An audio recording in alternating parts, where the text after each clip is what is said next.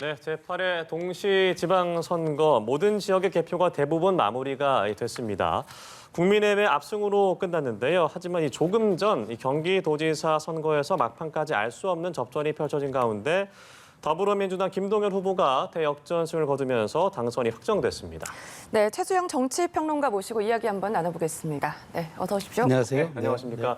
자, 전반적인 지방선거의 성격을 좀 나눠보기 전에 조금 전 확정이 됐습니다.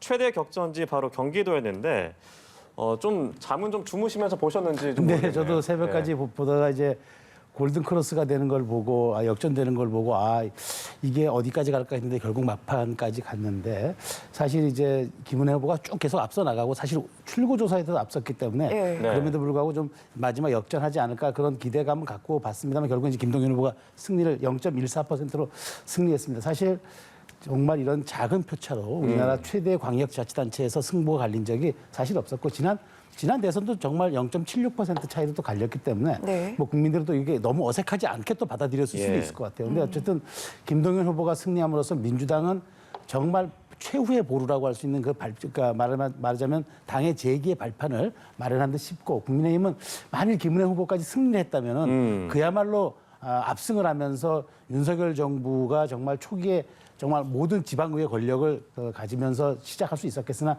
그런 아쉬움이 있겠죠. 그렇지만 경기도민들이 어쨌든 0.14로서 또 이렇게 판단했다 그러면 대승적으로 또 김은혜 후보가 정말 조금 전에 깔끔한 승복 선언을 하는 걸 보면서 김동연 후보에게 윤석열 정부 성공을 해서 힘을 모아달라고 얘기할 때는 정말 대승적인 어떤 정치인의 자세를 저도 볼 수가 있었던 것 같아서 흐뭇했고요. 그런데 어쨌든 이번 선거가 경기도 선거가 이번 지방선거에 축을 가르는 굉장한 이제 의미가 될 것이다 이렇게 많은 분석들이 있었는데 결국은 이제 그런 상징을 반영하듯 정말 피말리는 초접전을 벌였습니다. 어쨌든 경기도지사가 민주당이 그래도 수성함으로써 그나마 지금 이번 선거에서 거의 참패, 괴멸 이런 수준까지 나왔는데 그럼에도 불구하고 마지막 하나 남은 그런 어떤 희망의 신호로, 희망의 불씨로 민주당을 좀 해석할 수 있는 그런 여지를 남겼다. 저는 이렇게 분석하겠습니다. 당초 국민의힘의 시도지사 목표가 9곳이었는데 그거를 상회하는 12지역을 가져가게 됐고 사실 민주당은 목표를 하향 조정했습니다. 당초에 5곳에서 6곳을 예측을 했었는데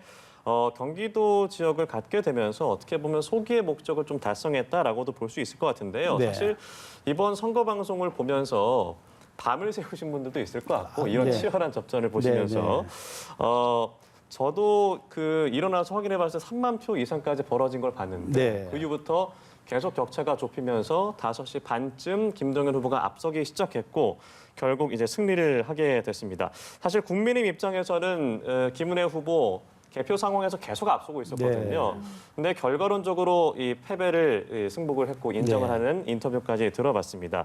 아쉬움이 남을 수도 있을 것 같습니다. 이 강용석 무소속 후보의 표수가 5만 4천여 표가 나와서 두 후보의 단일화를 하지 못하는 것이 좀 아쉬움이 남을 수 있을 것 같은데 좀 어떻습니까? 그렇습니다. 사실 이제 그런 사실 강 후보가 단일화를 이제 했다 그러면 이제 산술적으로 합산을 한다 그러면 당연히 이제 이기는 그런 표수가 되겠으나 사실 그 과정에서 이제 대통령과의 통화 논란이 이제 불거지면서 국민의힘 입장에서도 사실 좀 그런 과정을 통해서 어떤 무조건적인 단일화가 과연 도움이 될 것이냐 이런 내부 판단도 있었을 것 같아요. 그리고 김은혜 후보가 어쨌든 초반에는 조금 열세로 나왔지만 어쨌든 선거 계속 캠페인하면서 쭉 상승세를 이어갔거든요.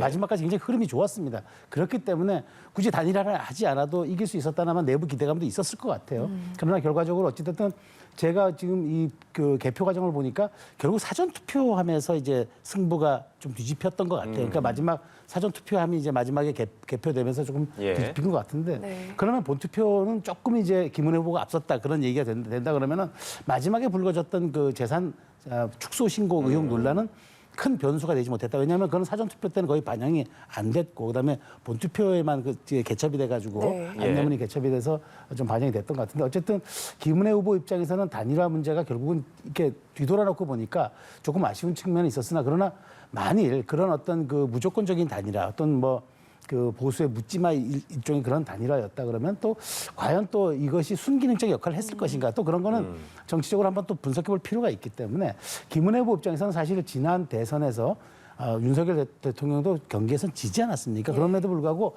이 표차를 거의 박빙, 그러니까 거의 붙였다든 그런 승부. 그러니까 저는 김은혜 후보가 어쨌든 이까지 온 것은 본인의 출중한 역량 플러스 그다음에 국민의힘 당의 지지도 그리고 대통령 국정 운영에 대한 국민의 기대감 이런 등등이 반영되어서 그렇게 이까지 왔는데 저는 막판에 어쨌든 좀 그게 그 재산 그러니까 축소 의혹 논란만 만일 불거지지 않았더라면은 좀 뭐 물론 본투표는 반영되지 않은 것 같습니다만 그럼에도 불구하고 조금 더 표차를 거기서 벌렸더라면 어땠을까 하는 그런 국민의힘 내부에서는 아마 아쉬움은 있을 것 같아요. 그럼에도 불구하고 김은혜 후보가 사실 초선 의원으로서 처음 이렇게 광역단체에 출마했는데 만일 당선되었더라면은 헌정사상 처음 여성 광역단체장입니다. 우리 헌정의 역사를 한번 바꿀 수도 있었다. 그렇다면 우리 또 여성들이 유리천장을 깨기 어렵다는 그런 여러 가지 지금 사회적인 그런 좀 인식이 있는 상황에서 그런 어떤 상징적인 또 신화를 이룩할 수 있었고 또 많은 여성들에게 또 희망을 줄 수 있었다. 그런 측면에서 놓고 본다면 정치적인 어떤 진영 대결을 떠나서 조금 좀 대한민국 좀 정치가 더 한 단계 발전할 수 있었던 길이 좀 아쉬움이 있었다. 저는 이렇게 또 말씀드리겠습니다. 네, 마지막까지 끈을 놓을 수가 없는 상황이었는데 김동연 당선인의 승리를 놓고 봤을 때는 지금 경기도 내 31개 시군 중에서 23곳 기초자치단체장을 국민의힘이 휩쓴 그렇죠. 상황이잖아요. 그런 성과라서 더욱 값진데 국민의힘 후보가 승리한 지역에서도 김동연 당선인은 김은혜 후보보다 높은 표를 얻어서 어찌 보면은 김동연 인물론이 통했다 그런 그렇죠. 분석도 나오고 있는데 결국은 이제 분석을 한다 그러면 사실 마지막에 이재명 후보의 출마가 많이 도움이 되지 못했고 그다음에 중앙당이 중앙에 굉장히 그 내용을 겪으면서 이른바 586 퇴진론이 나오면서 당이 사실 그 후보들에게 전혀 힘이 되지 못하는 상황에서 김동연 후보가 0.14%포인트지만 어찌됐건 국민의힘 기초단체장 나온 곳에서도 승리를 거뒀다 그러면은 김동연 후보가 그 보여줬던 그런 인물론, 그다음에 이제 그 가졌던 그동안의 커리어의 경쟁력 이런 것들로 이제 극복을 했다 이렇게 분석을 해야 되겠죠. 그러니까 중앙당의 지원이 좀 미비하고 그다음에 이재명 후보의 출마가 결국 뭐 그렇게 득이 되지 못했다라는 그런 상황에서 그나마 0.14%의 기적을 이뤄냈다는 것은 김동연 후보가 가졌던 장점들이 그나마 유권자들에게 공감과 좀 소구력을 불러 일으키지 않았을까 하는 분석이 설득력을 갖는 건 당연한 거고요.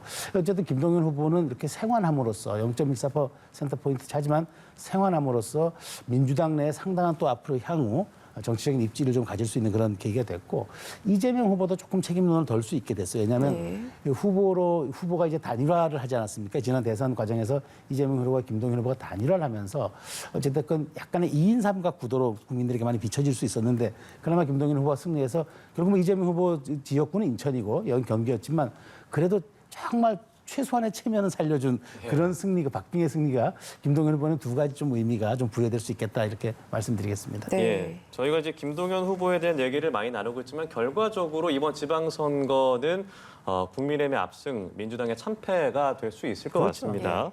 자, 이재명 후보에게도 의미가 있었던 선거였고 이 윤심이냐 이 명심이냐의 대결이었는데 결국 경기도에서는 대선과 마찬가지로 명심이 작용했다 이렇게 볼 수 있겠네요. 대선 그러니까 이게 명심이라기보다는 이제 이재명 후보는 사실 이제 그 어찌됐건 이겨서 국회에 등원하지만 저는 상처뿐인 영광이라고 저는 생각이 듭니다. 어쨌든 마지막에 논란이 불거졌던 김포공항 이전 논란 같은 경우도 사실 이게 불거지지 않았더라면 또 다른 박빙 선거에 어떤 영향을 미쳤을지 몰라요. 그런데 이 문제가 불거지면서 일종의 개항을 선거에 조금 도움이 되거나 경기 북부 선거에 나중에 분석을 해봐야 되겠어요. 왜냐하면 인천 김포공항 지역구가 갖는 그런 여러 가지 지역들의 영향을 얼마나 끼쳤는지 우리가 사후 분석을 저희들이 한번 해봐야 되겠습니다만은 그럼에도 불구하고 국민 투표 그러니까 말하자면 김포공항 논란이 찬반 논란으로 번지면서 일종의 약간 국민 투표 형식을 가졌어요. 그러니까 누구를 지지하느냐에 따라서 김포공항에 대한 그러니까 찬반이 바로 이 투표에 반영되는 그런 게 있었기 때문에 이재명 후보는 혼자 당선되는 데는 이것이 조금 유리한 이슈, 그러니까 지역적으로 유리한 이슈였을지 몰라도 전반적으로 당이 약간 스텝이 혼선이 있고 이재명 후보가 큰 인물론을 내세웠는데 아니 그 직전 대선 후보가 이렇게 김포공항 이전을 꺼냈는데 중앙당에서는 이건 뭐 지역에서 하는 거고 우리 중앙당과는 아무 관련이 없다는 식으로 선을 그어버렸거든요. 그래서 정말 이분이 그러면 우리가 그 직전에 가장 민주당 역사상 많이 득표했던 그런 분이 맞는가 이런 리더십에 조금 흠집도 났었기 때문에 이재명 후보가 결국에는 이제 승리를 했지만 경기도 승리의 견인을 이재명 후보의 승리로 그러니까 정치적인 책임론은 귀결될 수 있겠으나 승리의 견인의 역할을 했다. 명심이 작용했다. 이런 부분들은 조금 뭐랄까 과도한 해석이 될 수 있고 이재명 후보가 어찌 됐건 앞으로 국회에 등원하면은 8호 전대까지 가는 과정을 통해서 이 부분에 대한 책임론 논란은 계속 불거질 것 같습니다. 네, 김동연 당선인도 당선이 되고 나서 소감을 발표하면서 경기도민의 발전과 삶의 질을 위해서 노력하겠다. 민주당의 개혁과 변화가 필요하다 이렇게 언급을 했는데 경기도에서의 이런 승리를 봤을 때 민주당에게는 어떤 의미인지도 또 궁금하거든요. 그러니까 그나마 이제 그 경기도에서 승리하면서 예. 민주당이 이제 경랑 속으로 빠져들 수 있었지만 그나마 저는 이제 또 김동연이라는 이렇게 리더가 또 당에 하나 들어왔기 때문에 저는 오히려 이제 이것이 이제 말하자면 나중에 이재명 후보가 당권을 향해 가는데 김동연 후보가 얼마나 도움이 될지 그건 사실 이재명 후보에게 조금 득이 될 것 같아요. 예. 그럼에도 불구하고 지금 김동연 후보가 말씀하신 것처럼 민주당의 쇄신과 변화가 필요하다 얘기했잖아요. 그렇다면 이건 또 이재명 후보의 지금 이른바 그 이재명계 의원들에게는 이게 약간 독이 될 수 있는 발언이에요. 그러니까 이번 민주당이 고전했던 이유, 그다음에 국민으로부터 외면받고 국민으로부터 지지를 많이 받지 못했던 이유 중에 하나가 반성을 제대로 안 했으니까 개혁을 안 하는 거고 개혁을 안 하는 거니까 중도가 떠나갔다. 이런 지금 논리가 형성이 된단 말이죠. 그렇기 때문에 검수완박 같은 그런 이제 법안들을 세게 추진하고 밀어붙이면서 통과시킬 능력 있는 정당이 불과 출범한 지 20일밖에 안 된 정부를 견제하겠다. 예. 우리가 균형 잡힌 권력을 가질 수 있도록 해달라. 과연 이것이 설득력이 있었겠습니까? 그런 점에서 놓고 본다면 민주당이 쇄신하고 황골탈퇴해야 되고 바뀌어야 한다. 저는 그 중심이 어쩌면 김동연 후보가 쓸 수도 있기 때문에 앞으로 민주당이 당권 경쟁, 김동연 후보는 물론 뭐 아무런 계파가 없는 정말 이번에 경기도지사가 유일한 정치 경력이겠지만 이번에 극적인 승리의 주인공이었기 때문에 민주당 안에 들어간다면 계파에 상관없이 어떤 변화와 어떤 개혁의 아이콘이 될 수도 있기 때문에 이재명 후보와의 순탄한 연대만 이루어질 것이냐? 저는 그것도 아니라고 볼 수 있습니다. 왜냐하면 본인이 이번에 자기의 박빙 승리의 원인을 민주당의 개혁과 쇄신이 있어야 한다고 이미 규정을 했기 때문에 예. 앞으로 김동연 후보가 당에서 어떤 목소리를 낼지 또 친명계와 친문재인계 이런 개파들과 어떤 또 그 연대를 하고 말하자면 이제 같이 발을 맞출지 이 점도 상당히 주목되는 지점이라고 저는 분석하겠습니다. 예, 그렇군요. 자, 막판까지 참 치열한 상황이 연출이 됐고 사실 이제 김은혜 후보 같은 경우에는 그 출구조사에서도 앞서면서 네. 좀 희망을 좀 가져갔겠습니다만 결국 안타깝게 좀 패배를 하게 됐습니다. 자, 이번에 당선이 된다면 앞서 말씀하셨지만 대한민국 지방자치 30년 역사의 최초의 여성 광역단체장이 탄생하는 것이었는데 그렇죠. 네. 아쉽게 이렇게 패배를 하게 됐습니다. 하지만 이제 인상적인 모습도 많이 보여줬죠. 네. 이번 대선에서도 캠프에서 활약하고 당선인 대변인으로서도 활약을 네. 했는데 앞으로의 좀 행보는 어떻게 예상하십니까? 일단은 뭐 당장 선출직 선거라는 게 없습니다. 그러니까 이제 예. 총선까지는 없는데 어쨌든 지금 김은혜 후보는 그 굉장히 강렬한 인상을 남긴 이번에 선거 캠페인을 했습니다. 그러니까 정말 그 방송인 출신으로 이제 언론인 출신하다가 초선 달고 나와 초선에 불과했는데 바로 대통령의 이제 당선인 시절에 이제 대변인 통해서 대통령의 입을 자임하면서 그야말로 윤핵관 대열에 합류를 했고 그다음에 그것을 떠나서 사실 이번에 출마하는 과정에서도 여러 가지 말하자면은 이제 뭐 윤심 논란이 있었습니다만은 캠페인 과정에서 선거 과정 내내 보여줬던 것은 아주 강인한 여성상과 함께 저 차세대 리더로서의 그 모습을 저는 유감없이 발휘했다고 보기 때문에 예. 이런 것들이 굉장한 정치적 자산이 될 겁니다. 그리고 네. 아직도 연령대가 50대 중반이기 때문에 앞으로 상당 부분 김은혜 후보가 국민의힘 내에서 할 역할이 좀 많다고 보고 여성 정치인으로서 이렇게 훌륭하게 선전했다는 자산이 있었기 때문에 앞으로 이런 부분들은 당내에서 굉장한 어떤 그런 본인의 정치적 자산이 될 뿐만 아니라 앞으로 당의 어떤 진로를 찾는 데에도 굉장한 리더십의 한 축으로서 역할을 할 수 있기 때문에 김은혜 후보가 진짜 이번에 졌지만 잘 싸웠다의 그런 어떤 젖잘싸의 이미지를 남겨서 앞으로 향후 김은혜 후보가 비록 이번 광역단체장에 낙선했습니다마는 당에서 갖는 비중과 영향력은 상당히 있을 수 있다. 저는 그렇게 판단하겠습니다. 예. 예, 저희가 뭐 워낙 치열했기 때문에 계속해서 이제 경기도지사 관련 얘기를 이어갔는데 이제 전반적인 지방선거 내용들을 좀 짚어보면 네. 좋을 것 같습니다. 대선의 연장전 성격이 짙었던 이번 지방선거 새 정부가 출범한 지 3주 만에 그렇죠. 이제 시작이 됐고 결국 여당인 국민의힘의 압승으로 끝났습니다. 이번 선거의 총평을 좀 부탁드리겠습니다. 그러니까 저는 민주당이 이번 선거의 기본적인 선거 캠페인 전략을 큰 틀의 전략을 잘못 짜는 것 같아요. 그러니까 지금 사실 출범한 지 22일밖에 안 된 정부, 예. 제대로 일하지도 않은 정부를 견제하고 평가하고 거기에 우리가 균형 있게 해달라는 권력을 갖게 해달라? 그게 과연 국민들에게 먹히겠습니까? 그러니까 어느 정도 일한 다음에 평가를 해달라고 해서 정상이지 비행기가 이륙도 하지 않았는데 우리가 항로를 점검하겠다고 하면은 그거는 사실은 그 말 자체가 어불성설이지 않습니까? 예. 그래서 제가 보기에 그 대선의 연장전으로 끌고 간 게 잘못이었다. 차라리 대선에서 비록 0.76% 사이로 졌지만 그러면 여기서 딱 분절하고 선을 긋고 그다음에 차라리 이거는 지역 일꾼을 뽑는 선거입니다. 정당에 상관없이 일꾼을 놓고 뽑아주십시오라고 했다 그러면은 조금 더 나은 성적을 거둘 수 있었을지 모르겠는데 그 틀에서 이것을 대선의 연장전으로 규정해가지고 우리가 졌지만 잘 싸웠으니 우리에게 다시 여기서 복귀할 수 있는 회복할 수 있는 기회를 달라고 얘기했는데 과연 국민들이 그러면 3주밖에 안 된 정부를 어떻게 그것을 견제해 달라고 하면 거기에 동의를 하겠습니까? 그러니까 저는 거기서 큰 틀에서 잘못이 있었다고 보고 그다음에 민주당의 가장 큰 그동안의 상징성과 같았던 이재명 후보와 송영길 후보가 사실 명분 없는 출마를 강행함으로써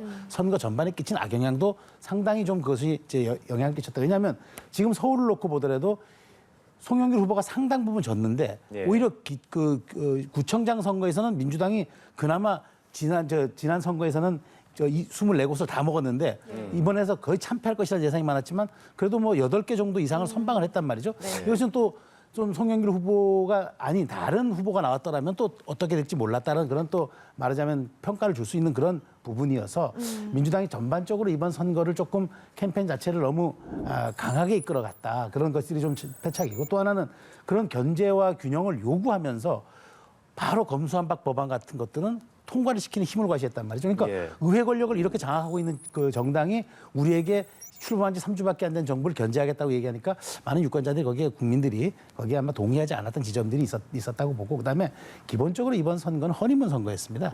뭐 출범한 지 3주밖에 안 된 정부잖아요. 근데 예. 우리가 일할 수 있는 기회를 달라고 하니까 국민들이 그러면 평가는 사후에 하더라도 최소한 일할 수 있는 기회를 줘야 되지 않겠냐. 특히 이번에 총리 인준 뭐 좀 연장되는 문제라든가 네. 이런 것들도 약간 민심에 영향을 끼쳤던 네. 것 같고 결국 민주당이 차라리 조금 더 텃밭론, 일꾼론 이렇게 갔었어야 했을 부분들을 너무 정치적으로 이것은 대선의 연장전이니까 이건 우리에게 힘을 모아달라. 그런데 국민들은 제가 보기에 대선의 연장전이 아니라 새로운 시대의 개막전으로 저는 평가를 이번에 했다. 그렇기 네. 때문에 국정에 동력을 실어달라는 이 말이 더 먹히면서 아주 캐스팅 보트라는 충남까지 네. 국민의힘이 어떤 이렇게 석권할 수 있었던 그런 힘이 된 것 같아서 어쨌든 그럼에도 불구하고 또 경기지사라는 또 아주 미묘한 또 그 민주당에게 기회를 주는 예. 또는 표심을 보여줬던 것 같아서 참으로 민심은 절묘하다. 다만 이제 이것들을 놓고 이제 국민의힘은 이렇게 무서운 민심의 어떤 그 사실 그러니까 회초리는 민주당이 맞았지만 또 그 회초리의 무서움을 또 국민의힘은 여당으로서 인식을 해야 될 겁니다. 만일 이런 것들이 이제 이후에 바로 이제 뭐 개파간 갈등이라든가 또 뭐 그러니까 윤핵관과 또 기존의 또 주류들의 갈등 이렇게 비춰진다면 국민들은 또 바로 또 시선을 돌릴 수 있거든요. 그런 무서움들을 가지고 국정을 운영할 수 있는 동력을 달라 해서 국민들이 힘을 실어줬기 때문에 이 부분을 최대한 활용하고 국민들에게 보답하는 이런 것들을 보여줄 때 비로소 이 동력이 유지되는 거지. 뭐 국민들이 무서움 보셨지 않습니까? 2014년에 주었던 민주당에 대한 표심이 이번에 이렇게 싸늘하게 돌아설 수 있었음을 보여줬다면은 국민의힘도 똑같은 그런 여당으로서의 책임과 자세를 가지고 앞으로 국정을 운영하고 당정청 관계를 유지하는 것들이 굉장히 필요하겠다. 그런 말씀 드리겠습니다. 네, 말씀해 주신 대로 5년 만에 정권 교체 이어서 지방 권력도 전면 교체가 됐다 이렇게 볼 수가 있는데 네. 4년 만에 완전히 바뀐 권력 구도를 볼 수가 있는 거잖아요. 네. 그만큼 국민들이 안정론을 택했다 이렇게 볼 수 있는 거죠. 그렇죠. 국민들이 이제 그렇다면 이제 비록 대선에서는 0.76% 포차로 이겼다 치더라도 어쨌든 5년의 국정을 윤석열 대통령이 위임받지 않았습니까? 예. 그럼 이 위임받은 권력이 제대로 움직일 수 있게 우리가 역할을 열어줘야 된다. 그런데 민주당이 지금 다수당으로 의회 권력을 과반 이상을 다 갖고 있잖아요. 예. 이번에 제가 조금 전에 말씀드렸다시피 총리 인준도 안 해줄 수 있고 그다음에 마음에 먹은 법안은 바로 2, 3일 내에 통과시킬 수 있는 그 힘을 갖고 있어요. 그렇다라 그러면은 최소한 지금 대통령과 행정부의 권력은 주었지만 그러면 지방의회 권력을 통해서 우리가 민심을 다시 한번 보여줌으로써 당신들이 여당이니까 책임 갖고 일해달라는 국정에 대한 운영에 우리가 힘을 실어주겠다. 민주당은 더 너희들이 명분 없는 견제를 하지 말아라. 그렇다면 더 그러면은 2년 후에 우리가 총선에서 또 평가를 할 수 있다라는 네. 강력한 신호를 저는 보낸 선거가 이번 지방선거의 표심이기 때문에 이 부분을 여야 정치권이 정말 아전인수로 해석하면 안 됩니다. 제가 보기에 이거는 정말 냉엄하고도 준엄한 국민들의 그 요구와 갈망으로 받아들여서 앞으로 이제 2년간 선거가 없습니다. 예. 2년간 선거가 없기 때문에 윤석열 정부로서도 상당 부분 기회를 맞이한 거거든요. 앞으로 이렇게 국론이 소모되거나 분열될 이유가 없어요. 그러면 2년 동안 윤석열 대통령이 꿈꿨던 그런 개혁과 인수위 당시에 구성했던 국정 로드맵들을 얼마큼 정교하고 치밀하게 국민들의 삶에 반영시키느냐.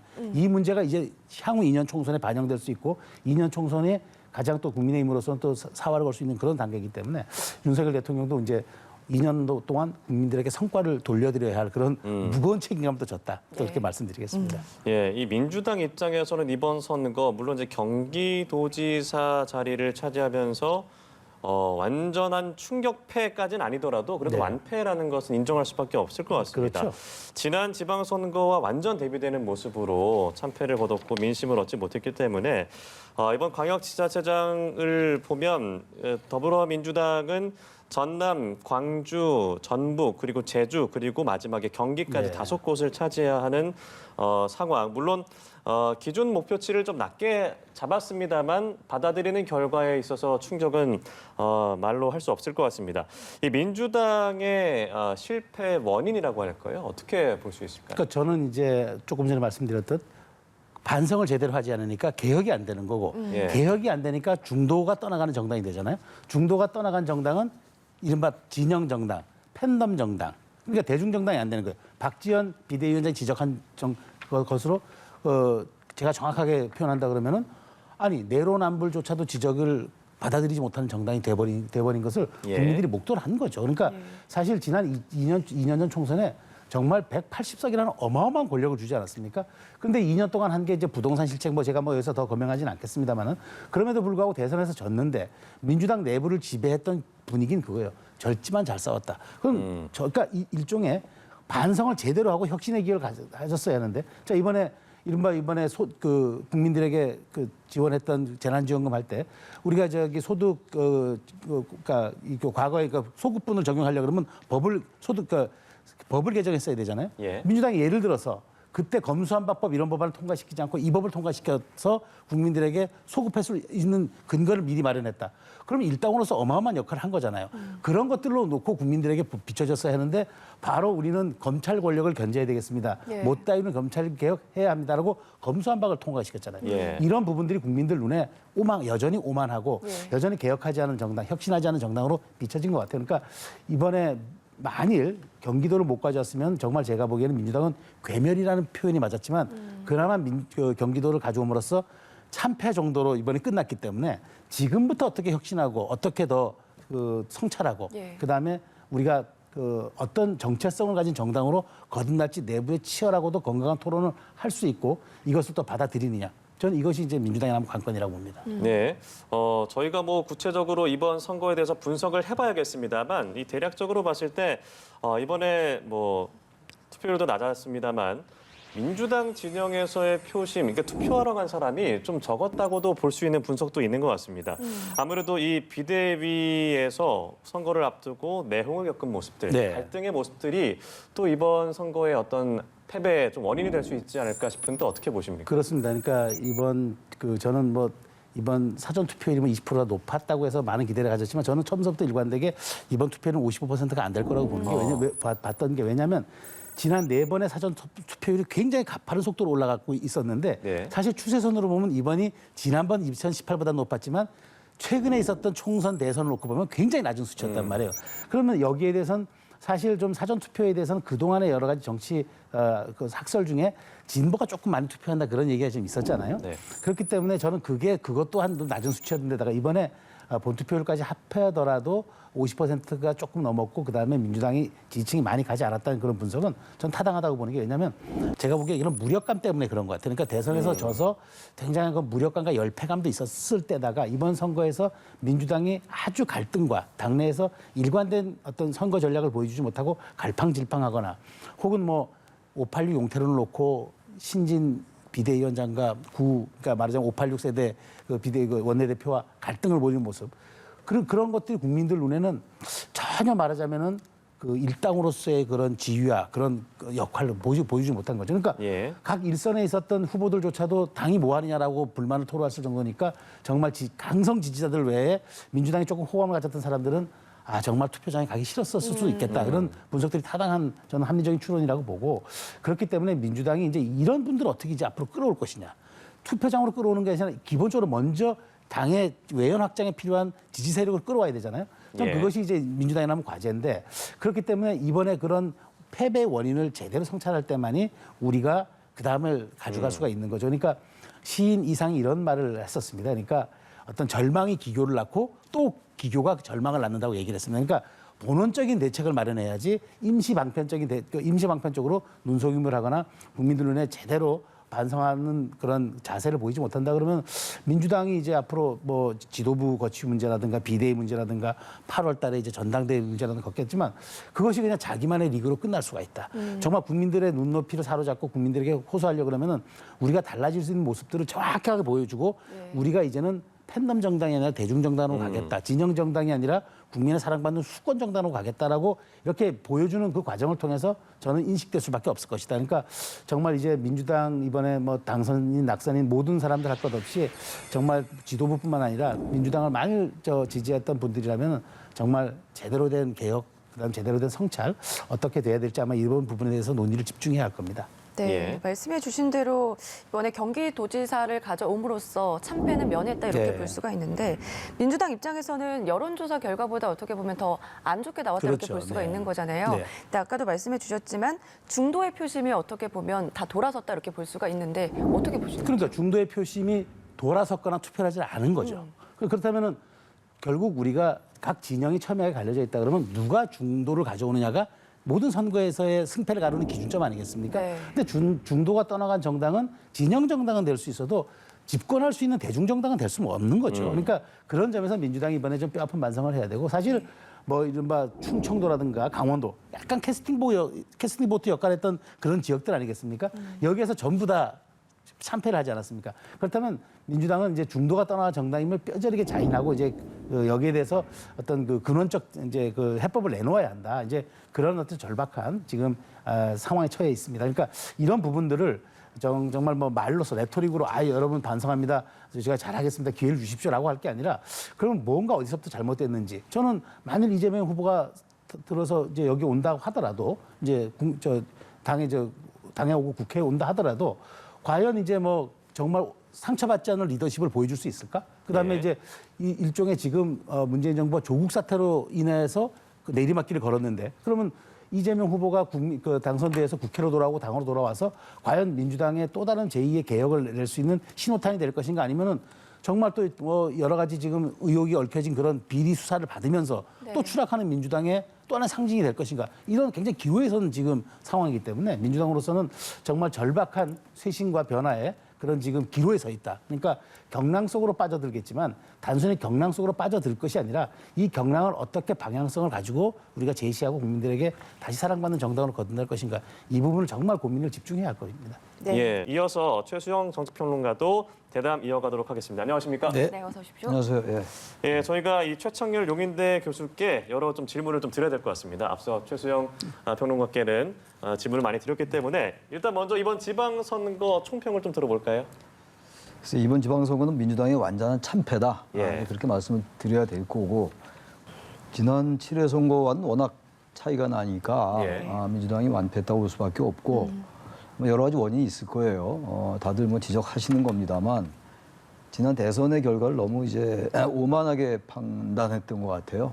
24만 표 차에 불과했던 대선 결과 그리고 0.13%포인트 차밖에 안 났다는 대선 결과를 지나치게 자신들에게 유리하게 해석했던 게 아닌가. 그러니까 지난 대선 결과는 민주당에 대한 많은 지지보다는 윤석열 정부에 대해서 따끔하게 이제 이기긴 이기되 상당히 이제 그 경계를 했던 그런 표심이었거든요. 네. 민주당은 그걸 자신들을 끝까지 지켜줬다는 지긴 졌지만 그렇게 해석했던 것 같고 그러면서 이제 그 이후에도 검수완박 같은 거 역시 좀 무리한 면이 있었거든요. 절차 문제도 있었고 말이죠. 검찰 개혁을 명분으로 내세웠습니다만 무리한 면이 있었고 또 하나가 전 뭐니 해도 이 구도에 있어서 말이죠. 예. 송영길 의원이 있는 그 지역구 계양을에서 갑자기 송영길 후보가 서울시장 선거에 나오는 것 이게 뭔가 부자연스러워 보여요. 물론 광역단체장이기 때문에 연구가 그렇게 중요하지 않을 수 있습니다. 네. 근데 바로 그 계양을 자리에 또 대선의 패배의 책임을 지우지 않을 수 없는 이재명 후보가 또 그 자리에 들어서 출마하고 또 계양을이라는 지역은 민주당에게는 아주 텃밭. 꽃길이고 네. 텃밭이고 이런 전반적인 것들이 이 모습, 이 구도가 이제 보수 유권자들이나 중도층 유권자들에게는 부자연스러워 보였던 거죠. 이런 구도도 그렇고. 이게 뭐냐면 당이 혁신하고 쇄신하지 않고 그리고 반성하지 않는 것과 연계되어 있는 겁니다. 윤호중 의원도 공동비상대책위원장으로 다시 이제 선거 전면에 나섰고 송영길 후보는 사실 당대표였잖아요. 예. 근데 출마를 했고 이재명 후보는 마찬가지고. 그래서 항상 제가 주장했던 게 이재명 후보가 선거에 나오면 안 되는 이유가 단순히 뭐 당위론적인 측면을 떠나서 민주당에게나 이재명 후보에게도 좋지 않다라고 말씀드렸던 거였거든요. 물론 이재명 후보는 이제 생환을 했는데 민주당 전체는 졌단 말이에요. 물론 경기도가 이겼다 하더라도 그 경기도가 승리한 걸 가지고 민주당의 책임론을 또 덮으려면 안 됩니다. 정말로 이제 민주당은 앞으로 말씀을 나누겠습니다만 정말 당내에 지금 존재하고 있는 그 팬덤 정치 그리고 강고한 진영 논리 그거를 부수지 않으면 절대 미래가 없다. 이번 선거에서 뼈저리게 느껴야 돼요. 선거라는 게 또 이기고 또 지고 지난 7회 선거가 너무 다르잖아요. 예. 지난 7회 선거 같은 경우 서울시장, 서울시 구청장 같은 경우가 예. 한 곳만 제외하고. 24대 1이었어요. 예. 이번엔 반대, 17대 8. 네. 이렇게 바뀌는 거란 말이에요, 민심이. 민심이 이렇게 무서운 건데 민주당은 그 대선 결과를 오판하고 반성 없는 이러한 점들 그리고 당내 분란, 성비위 관련 이런 여러 가지 것들 이런 것들이 쌓이면서 결국은 민주당에 대한 심판이 그러니까 이 선거는 어차피 윤석열 정부가 출범한 지 얼마 안 됐기 때문에 국정 뭐 평가 이런 뭐 정권 평가가 될 수는 없는 구도였잖아요. 네. 그러니까 기본적으로 이번 선거는 크게 봐서 좀 이제 단순화시켜서 말씀드리면 야당 심판원이 그대로 작동한 거다. 지난 대선이 연장전이라고 그러잖아요. 대선이 연장전, 대선에서도 야당 심판이었는데 이번도 야당 심판. 네.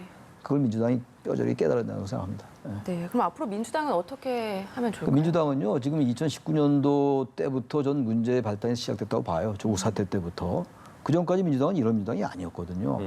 다시 혁신하고 반성해야 돼요. 그리고 다시 비대위 다시 꾸리든지 전원 사퇴하고 그리고 국민들 앞에 정말 뭔가 변화한다는 걸 보여줘야죠. 선거를 이렇게 져놓고 또 경기도 하나 이겼다고 해서 또 그렇게 얘기한다? 뭐 그렇게 얘기 안 할 것 같은데 역시 잘 싸웠다. 경기도가 1,400만이나 되는 가장 최대의 광역단체니까 거기서 이겼기 때문에 이건 우리가 저도 크게 진 게 아니다 라고 생각한다면 좀 그렇지 않을 것 같긴 한데 그건 오판하는 거다. 그래서 민주당이 정말 민심이 무엇인지 민심의 소재가 어디에 있는지 이거를 뼈저리게 깨달아야 됩니다. 그리고 당내에 존재하는 여러 가지 강경한 세력들 그리고 강성 의원들 그분들의 말이 얼마나 이 민심과 괴리되어 있는지 이걸 좀 깨달아야 돼요. 예. 네. 막판까지 치열했던 경기도지사 얘기를 안 할 수가 없을 것 같은데 어떻게 보셨는지도 궁금합니다. 경기도지사 선거는 이제 김은혜 후보와 김동연 후보가 김은혜 후보는 윤석열 당선인 때 대변인을 했던 후보고 김동연 후보는 이제 당선인입니다만 김동연 당선인은 이재명 후보와 단일화했던 후보였거든요. 그러니까 이번 이 경기도 선거야말로 이른바 윤심과 이재명 명심이라고 할까요? 이 두 이제 정치적인 프레임이 그대로 작동된, 그대로 이제 이입된 그런 선거였거든요. 예. 그래서 초박빙이었고 그야말로 다른 어느 지역보다도 경기도 선거는 알 수가 없었어요.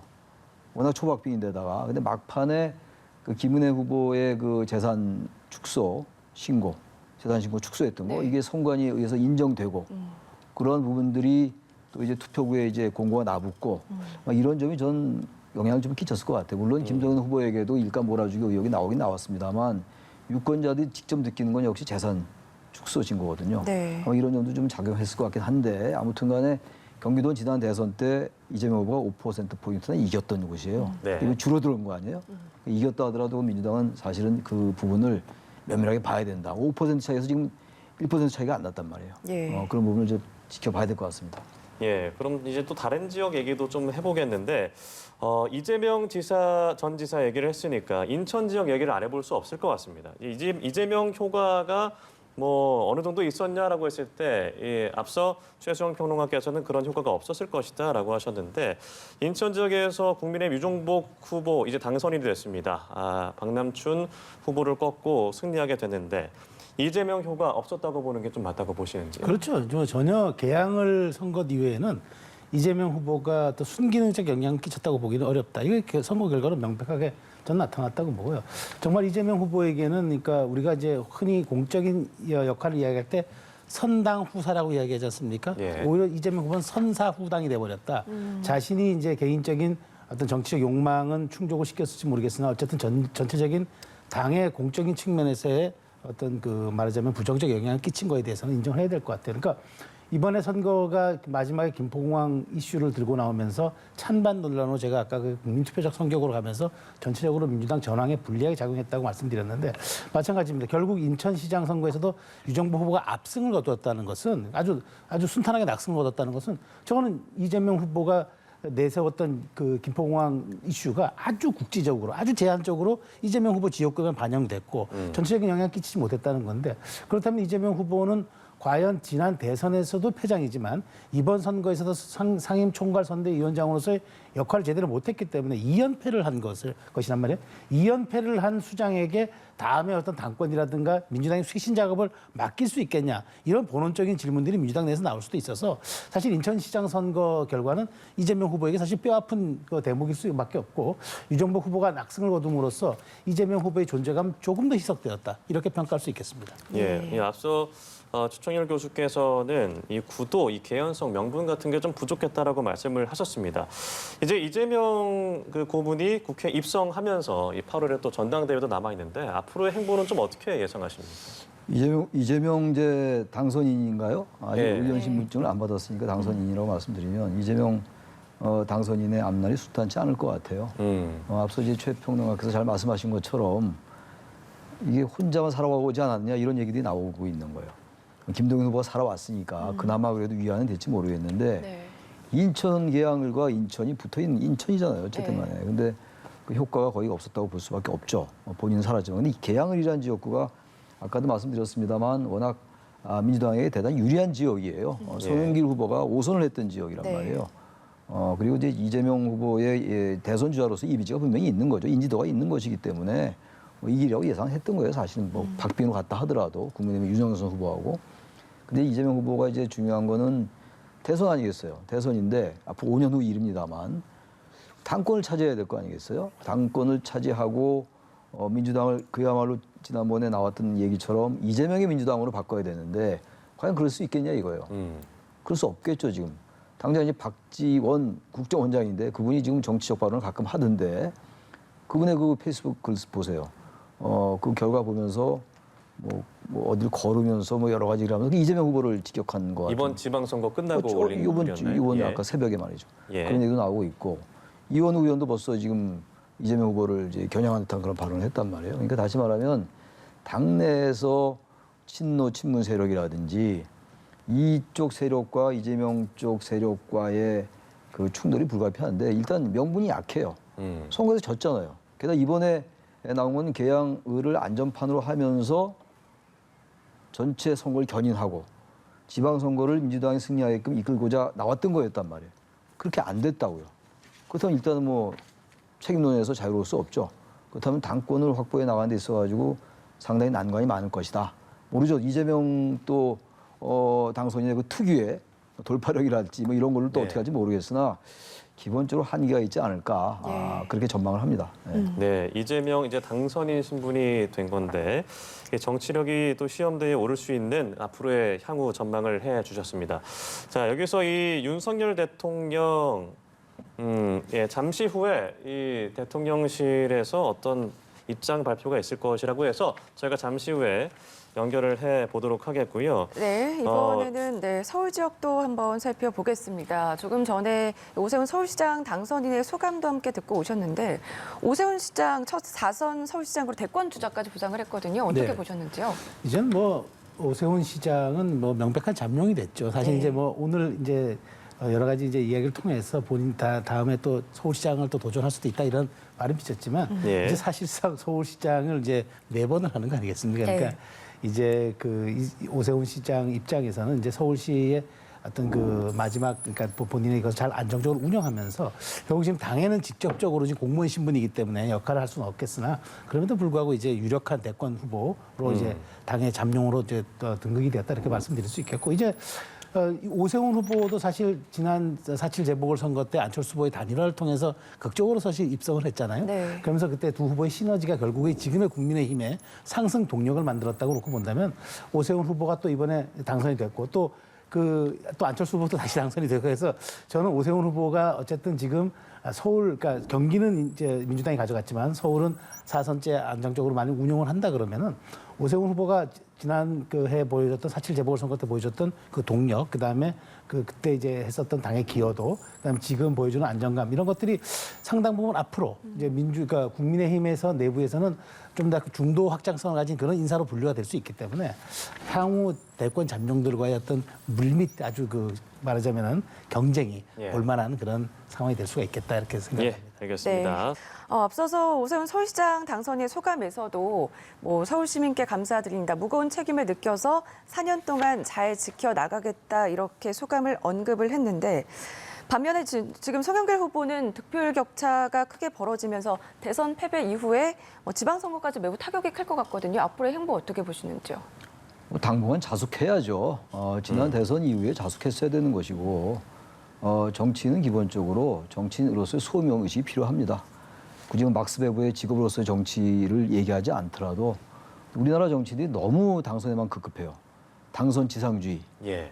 그리고 이게 사실 정치를 통해서 출세하려는 그런 게 너무 강해요. 일단 대선에서 좀 졌으면 좀 이제 지켜봐야죠. 그러질 않고 지자마자 또 출마하고 네.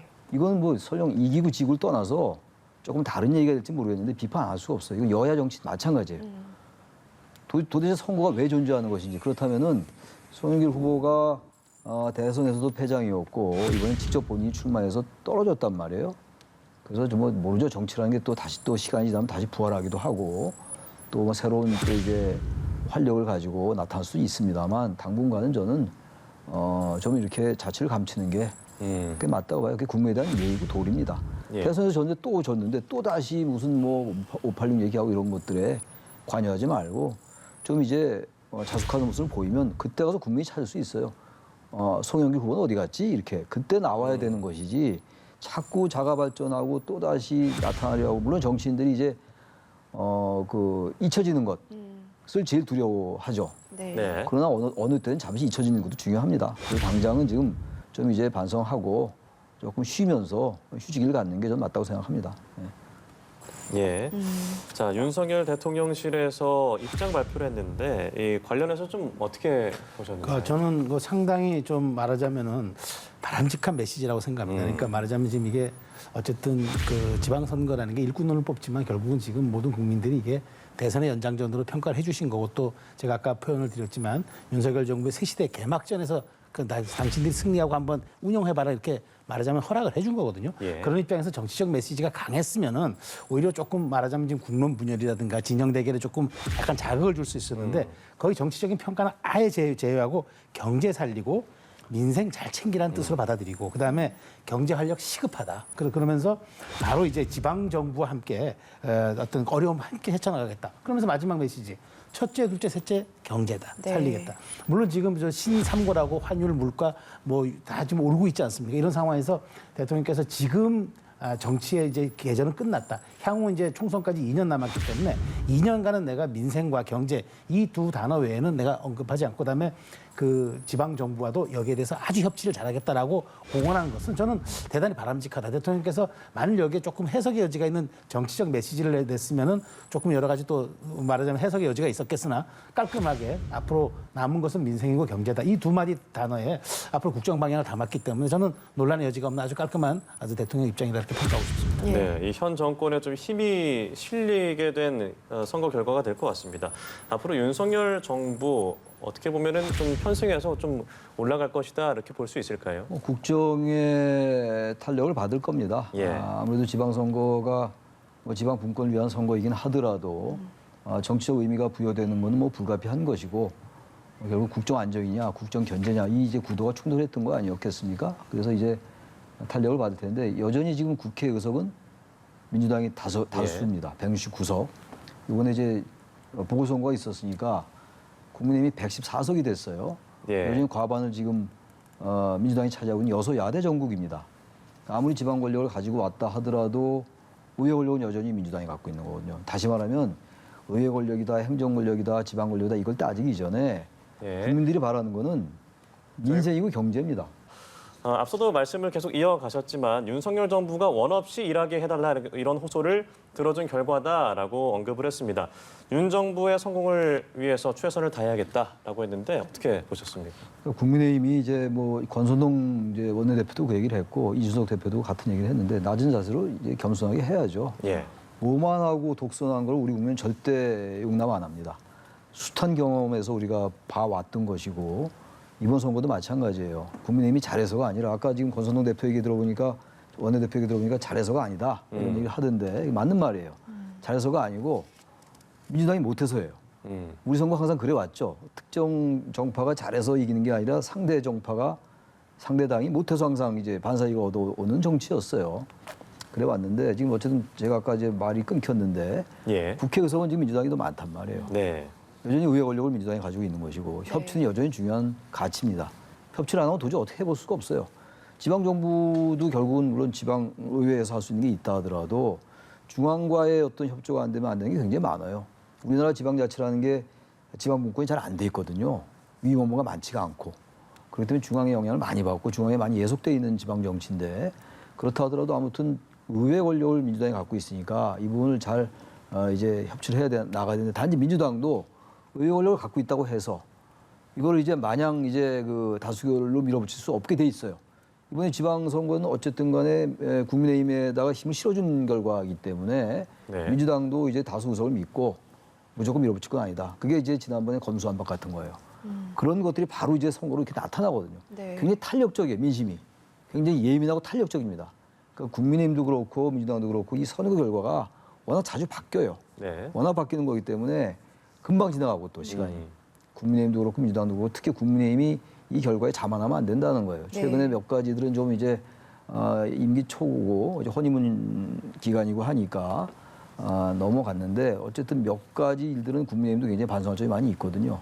그런 걸 잘 돌아보고 겸손하게 한다면 순탄할 것이고 그렇지 않으면 반대 결과가 또 올 수 있을 것이다라고 생각합니다. 예. 네. 국민의힘 최고위의 소회, 특히 권성동 원내대표는 여야의 협치를 강조하면서 뭐 법사위 등의 자리를 좀 줘야 한다, 뭐 이런 식으로 얘기를 하기도 했습니다. 어떻게 좀 보셨습니까? 그렇죠. 사실 이제 이번에 국민의 선택으로 자명하게 드러난 거 아닙니까?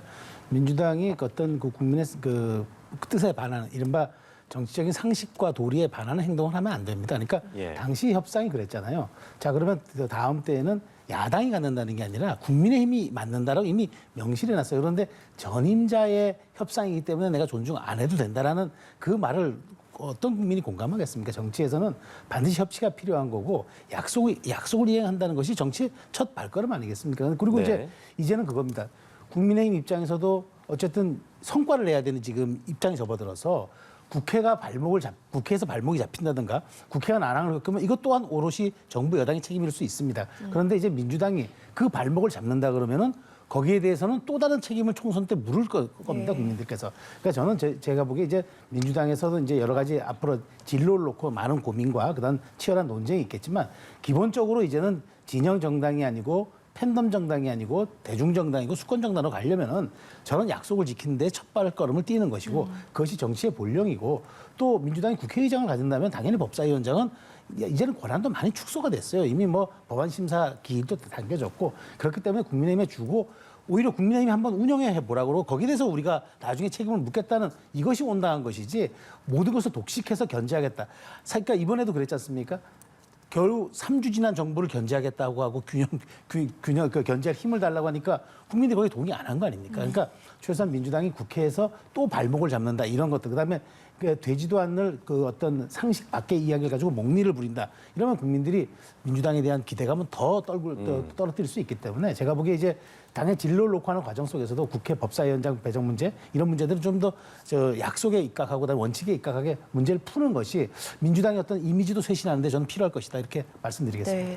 앞서 윤석열 대통령 대변인실에서도 경제 문제를 거듭 강조하면서 앞으로 나아가겠다고 했고 앞서 이준석 국민의힘 대표도 시스템적으로 부족한 부분을 좀 채워야겠다 하면서 2년 뒤에 총선도 언급을 한 바가 있거든요. 그렇죠. 사실 뭐 최 교수님 잘 지적하셨지만 국민의힘이 잘해서 국민들이 이번에 압승을 시켜준 게 아니라는 거 다 알고 있거든요. 그렇다면 국민의힘이 지금 우리가 무엇이 부족한 것인지를 돌아봐야 됩니다. 그러니까 지금 여러 가지 만일 제가 보기에 이제 직후에 뭐 바로 뭐 윤핵관 논쟁이라든지 또 개파 간 그런 싸움이 있다 그러면 국민들도 냉담한 시선 보낼 겁니다. 그러니까 부족한 부분들은 앞으로 우리가 비록 의석수는 부족하지만 이제 지방 권력도 찾아왔으니 그렇다면 우리가 윤석열 정부 당정 대통령실이 어떻게 앞으로 협조를 유기적으로 협조해 나갈 것인지 이런 시스템을 꾸리고 아까 표현 잘했습니다만 우리가 그럼 공약 점검위원회를 꾸려서 당이 공약하고 대통령이 공약하고 하나하나 점검해서 국민께 보고 드리겠다. 이렇게 좀 진일보하고 그다음에 이렇게 좀 말하자면은 책임 정치를 실현할 수 있는 이런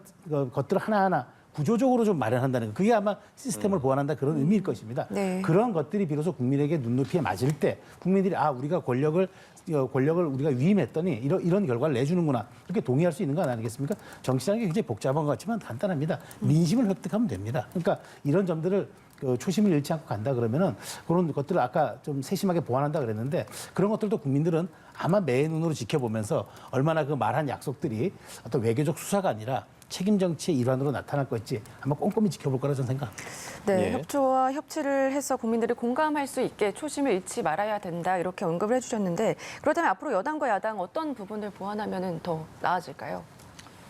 여당은 이제 뭐 지금 말씀 나눈 것처럼 국정의 주도 세력입니다. 국정을 운영하는 주체 세력이고 야당과 협조해야 되는 거죠. 이럴수록 더 낮은 자세로 임한다면 글로 가야 되고 다시 말하면 아까 우리 최평론 굉장히 좋은 말씀하셨는데 정치라는 건요 민심의 향배를 보면 됩니다. 민심이 다 같지는 않잖아요. 네. 중도층도 있고 진보도 있고 보수도 있고 다 있습니다만 되게 평균 수준의 민심이 어떤 곳을 지향하는가를 본다면 거기에 따라가면 돼요. 여론조사라는 걸 부단히 하잖아요. 어떤 현안이나 이슈가 이제 불거지면 거기에 따라서 한단 말이에요. 여론조사들을.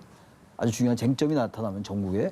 거기에 따라서 하면 문제가 없는데 그렇게들 안 하더라고요. 이상하게.